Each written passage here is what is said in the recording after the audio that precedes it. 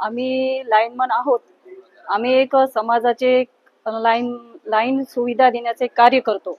आम्हाला त्यामध्ये भरपूर अडचणी येतात, पण ते आमच्या सहकारी मित्र, आमचे कर्मचारी, अधिकारी यांच्या मार्गदर्शनातून आम्ही ते काम आमच्या पद्धतीने पूर्ण करत असतो.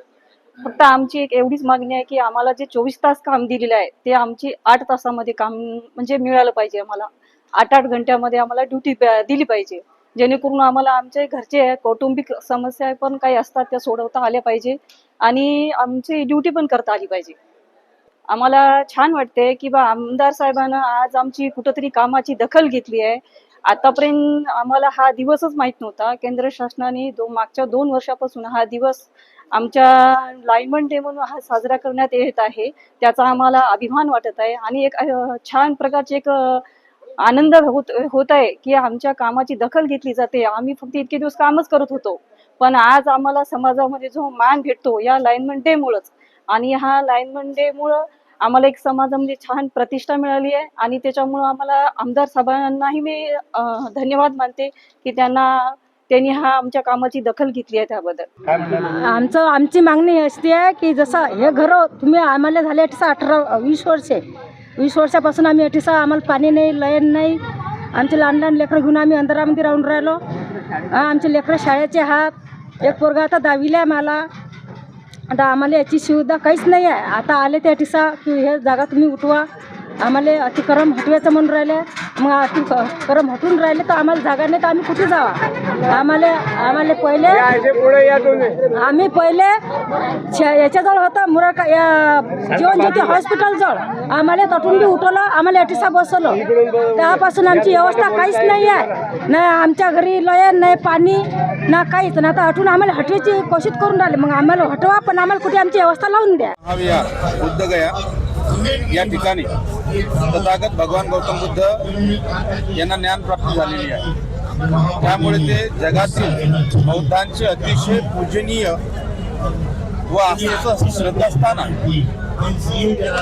हे बौद्धांचे श्रद्धास्थान आहे, परंतु या ठिकाणावरती ब्राह्मण महंतांनी कब्जा केलेला आहे की ज्याचा त्या स्थळाशी काहीही संबंध नाही.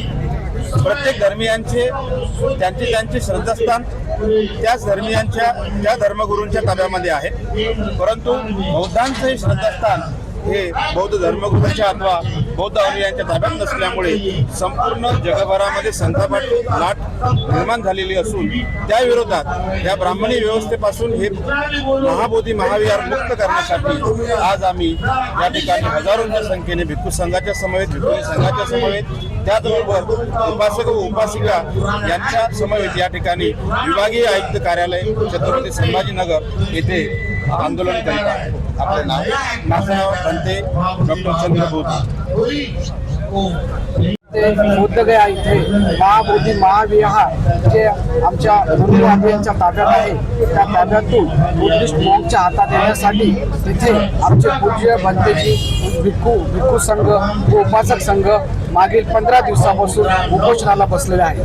त्या उपोषणाला पाठबळ देण्यासाठी, त्यांचे समर्थन करण्यासाठी, त्यांच्या मान्य होण्यासाठी आम्ही इथे महाराष्ट्रामध्ये छत्रपती संभाजीनगर इथे आम्ही पूर्ण पूज्य भिक्खू संघ, भिक्खुनी संघ, उपासक संघ हे आम्ही इथे 1 दिवसाचं धरणं आंदोलन केलं. आपल्याला माहीत आहे की त्या जागी आमचे तथागतांना ज्ञान प्राप्ती झालेली आहे. आपल्या ज्ञान प्राप्ती असल्यामुळे आमच्या बुद्धिस्ट समाजाला एक श्रद्धास्थान आहे, एक प्रेरणास्थान आहे.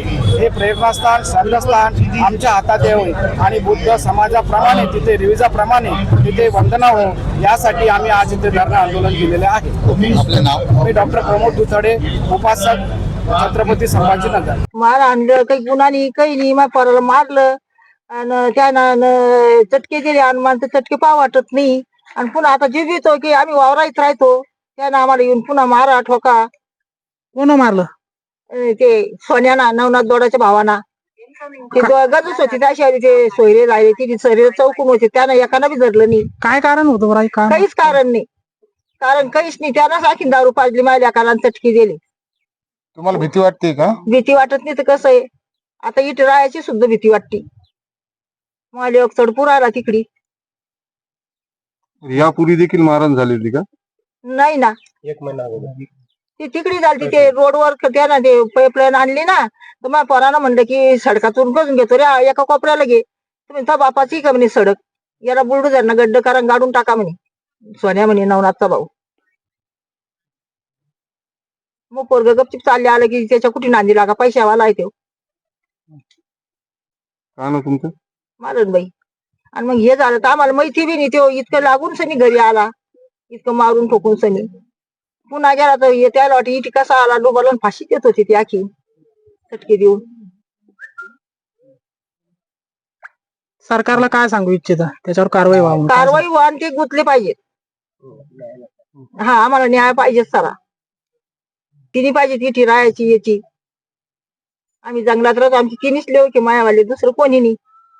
ती ताशीच सफर सऱ्याची.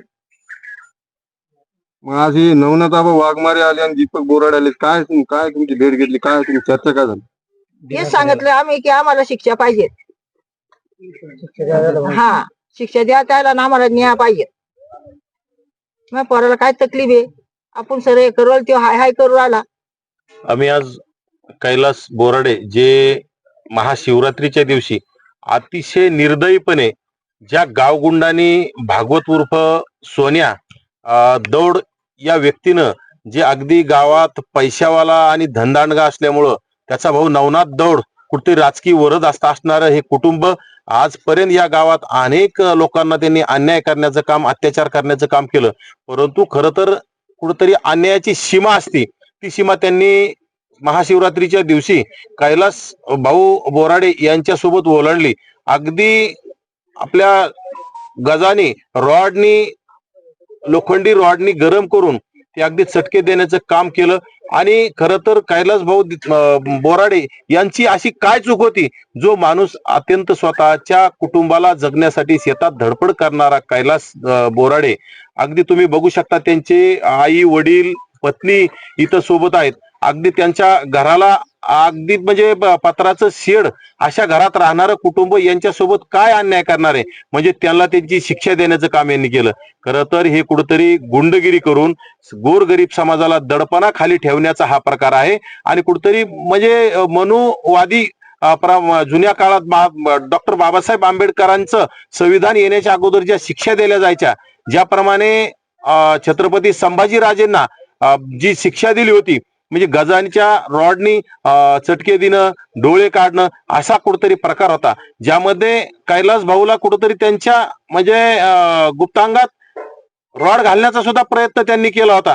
परंतु तिथं असणाऱ्या लोकांची सुद्धा मला राग येतोय, कारण तिथं असणाऱ्यांनी कोणी सुद्धा धरलं नाही. खरं तर ज्या सोन्या दौड याच्यासह जेवढे साथीदार असतील कैलास भाऊ यांना पकडून डाग देणारे, या सर्वांना अटक झाली पाहिजे. आणि त्यांचा म्होरक्या, त्यांचा आका कोण आहे, नवनाथ दौड, हा पैशानं आणि धनदांडगा असून गुंडगिरी करणारा, या भागातील सर्वांना दबाव टाकून आपल्या आवाजाच्या खाली ठेवणारा नवनाथ दौडला तात्काळ अटक झाली पाहिजे, अशी आमची मागणी. येणाऱ्या काळात त्यांना जर 2 ते 3 दिवसात जर अटक नाही झाली नवनाथ दौडला, तर आम्ही हे पूर्ण महाराष्ट्र राज्य पेटवल्याशिवाय राहणार नाही, आणि हे राज्य सरकारला परवडणार नाही.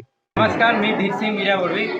आज आम्ही एकात्मिक आदिवासी विकास प्रकल्प कार्यालय धुळे येथे जे 2018 पासून पंडित दीनदयाळ स्वयं योजना असेल किंवा वसतिगृहातील विद्यार्थ्यांसाठी जे जेवणासाठी व निर्वाह भत्त्यासाठी जी डीबीटीच्या रकमेत वाढ म्हणजे जी आहे ती या रकमेत वाढ झालेली नाही, त्यामुळं आम्ही आज दिनांक 3 मार्च 2025 रोजी एकात्मिक आदिवासी प्रकल्प कार्यालय धुळे येथे डीबीटीच्या रकमेत वाढ करण्यासाठी आम्ही आंदोलनासाठी इथं एकत्रित आलो आहे. तर आमची एकच मागणी आहे की शासनाला की दरवर्षी शासकीय कर्मचाऱ्यांना महागाईनुसार पगारात वाढ होते, तर आमच्या डीबीटीच्या रकमेत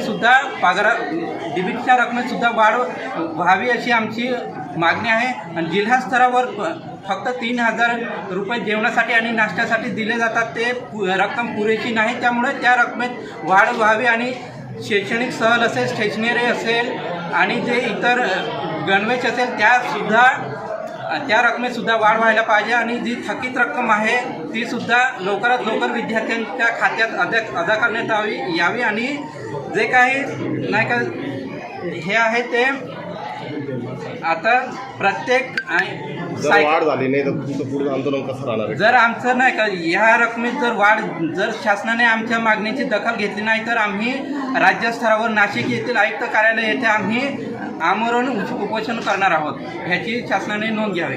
आधीच्या वातावरण हे चांगलं होतं. आधीच्या वातावरणापेक्षा आताचं वातावरण लय गढूळ झालेलं आहे. देशात राजनीती, गुंडागिरी, म्हणजे आज लोक किती त्रास मध्ये राहतात आणि हे सर्व आपलं त्रास आहे पॉलिटिशियन लोकांसाठी, बाकी दुसरा काहीच नाहीये.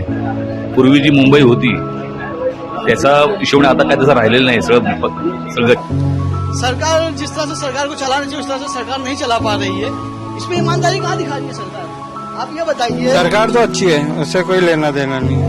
हाँ. तर न्यूज मराठी 24/7 च्या माध्यमातून तर पाहायला विसरू नका आवाज जनतेचा. रोज रात्री 8 वाजता फक्त न्यूज मराठी 24/7 वर